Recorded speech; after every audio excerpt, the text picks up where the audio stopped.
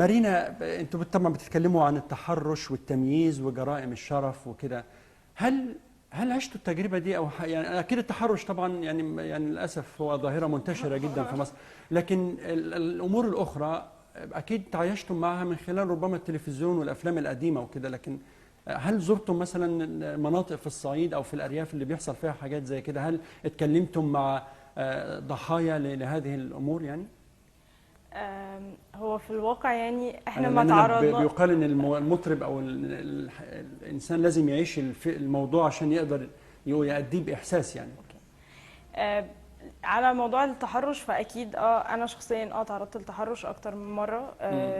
و بيتهيألي ما فيش يعني بنت في مصر ما تعرضتش لتحرش بكل انواعه، ان كان لفظي او ان كان تحرش باللمس او غيره. بالنسبة مواضيع زي الشرف والحاجات دي، هو احنا ما حدش فينا مثلا بيتهيألي حد اهله عملوا له كشف عذرية.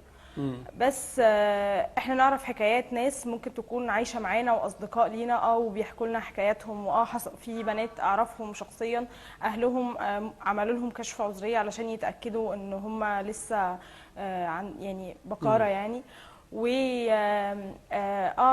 يعني كان في من الحكايات اللي بتتحكي في حفلة الانطلاق بتاع الألبوم، انه واحدة صديقة لينا عرفت حكاية بنت كانت عايشة في حارة، والبنت دي علشان جوزها ما قدرش انه يخلي المنديل لونه احمر ليلة الدخلة، فاخوها دخل فضلها غشاء بكارتها بمفتاح علشان يأكد للحارة كلها ان البنت شريفة. فالحكايات دي حوالينا في كل حتة. غير كده احنا مش لازم خالص نعيش التجربة، بس احنا دي حاجات بتتزرع فينا من واحنا صغيرين. بتبقى البنت ممنوع عليها حاجات كتير قوي علشان خايفين على غشاء بكارتها. يعني بتيجي البنات في لحظة ما مش هتركبي عجل علشان خايفين عليكي، مش هتنطي من حتة عليه عشان خايفين عليكي، مش تلعبي مع اصحابك عشان خايفين عليكي، كل حاجة عشان خايفين عليكي. في الواقع هما بيبقوا خايفين على غشاء البكارة مش عليا.